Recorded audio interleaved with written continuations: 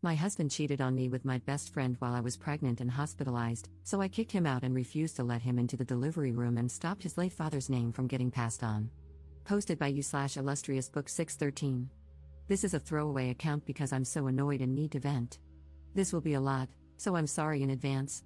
I, 28F, had been together with my husband, 27M, for nearly 10 years. We got married at 21, had our first son a year later, followed by our daughter 3 years after that. I built my whole life around my family. We had good jobs, he worked full-time, I worked from home, we had a nice home in a great neighborhood, and we put our children in good schools. We also had a successful business on the side. I thought we did everything right. My best friend, since middle school, lived close by. We had our daughters around the same time, and we'd have playdates all the time. We leaned on each other a lot. I supported her when she was dealing with issues with her daughter's deadbeat father and got her in contact with a good lawyer. She supported me when I was recovering from my traumatic second birth and the depression that followed. We leaned on each other for everything. 10 months ago, I found out I was pregnant for the third time. I was really uneasy about it because of my traumatic experience the second time. My husband and I had both agreed we were done after our 2 children. I considered termination, but my husband insisted we keep the baby. I was still uneasy about the pregnancy and borderline miserable for the next 6 months. I was diagnosed with hyperemesis gravidarum and was throwing up 20 times a day for 6 months straight. I lost a ton of weight, had to stop working, and was frequently hospitalized due to severe dehydration. My husband stood by me and showered me with attention, for which I was so grateful. He cut down his hours at work to take care of me, the house, and the kids. My best friend frequently came to our home to check on me and help with the house. By the time I hit 6 months, the hyperemesis gravidarum had decreased a lot, and I was almost back to myself. One night after a movie night with my family, my husband and I were getting ready for bed. He fell asleep right away, and I quickly checked on the kids before climbing into bed. His phone was vibrating like crazy, so out of genuine curiosity, I unlocked it. We used to do this a lot when we were younger, so I didn't think too much of it. I was already sitting in bed. I saw frantic spam messages from my friend. One of them said, "Please come over, I need you." Another said, "I know I shouldn't be messaging here, but I miss you, and come over when she's asleep." I think I sat there in a daze for nearly 5 minutes. I cried quietly, and suddenly, all my fatigue was gone. I scoured his phone looking for more. I found emails and DMs from them, even using apps like Kick to Message and pictures.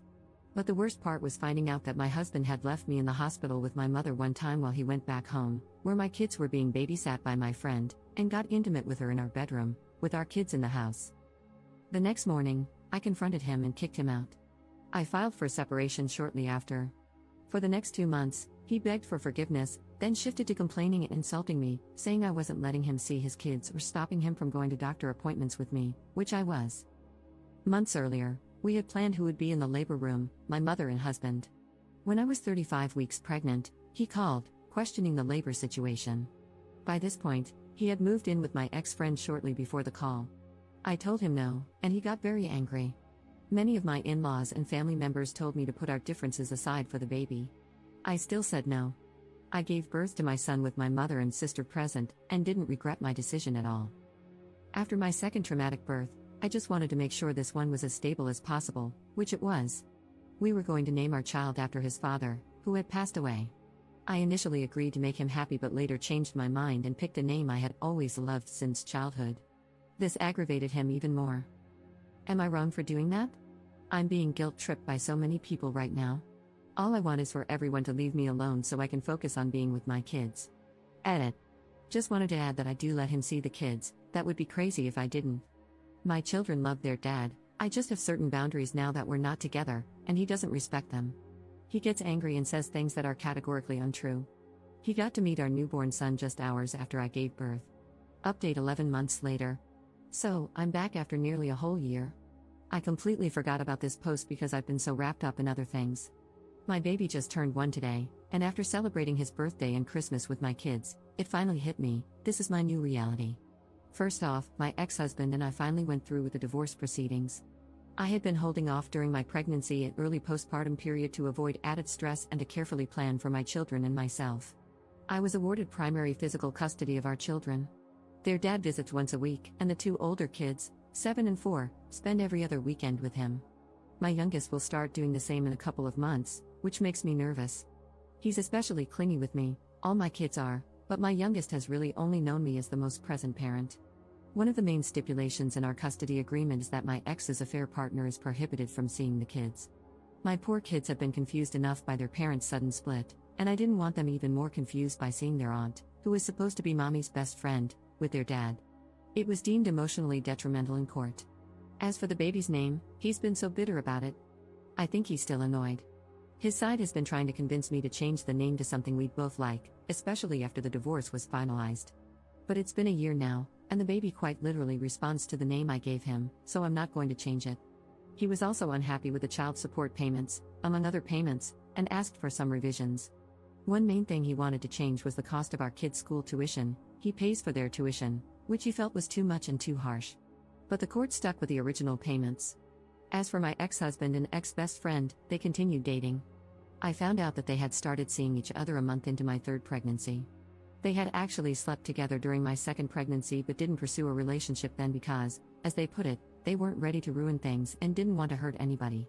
My ex's side has been very supportive of their relationship, even inviting her to holiday gatherings like Thanksgiving or other family holidays. Because of this, my kids don't go to these events very often. After this whole fiasco, I'm coming to the realization that perhaps my ex's side never really liked me all that much. But that's okay. I eventually spoke with my ex-best friend to ask why they did it. She claimed that they were just friends but grew close while she was dealing with issues involving her deadbeat ex-boyfriend.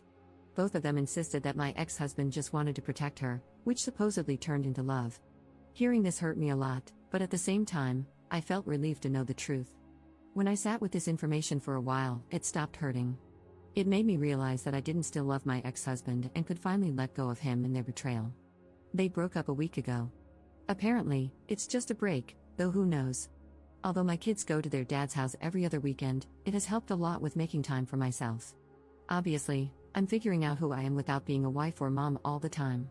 In many ways, I find what happened to be a true blessing, which is why I'm no longer angry. As for me, I've been seeing someone. It hasn't been very long, nor is it that serious yet, but we get along great. Initially, my ex-husband made the whole situation difficult. He didn't want me to have any man, specifically, around the kids. Edit. I don't know how to update posts, so my apologies if this is wrong. This is likely the last update. I just wanted to check in to let everyone know I'm okay. Commenter. Good job, and never let that snake friend back into your life, even if she comes crawling back. Ops response. She claimed that I had not been the greatest friend to her at times during our very long friendship either. I felt like strangling her in that moment. I couldn't think of a single thing I had done wrong that could warrant her doing that to me. But it is what it is.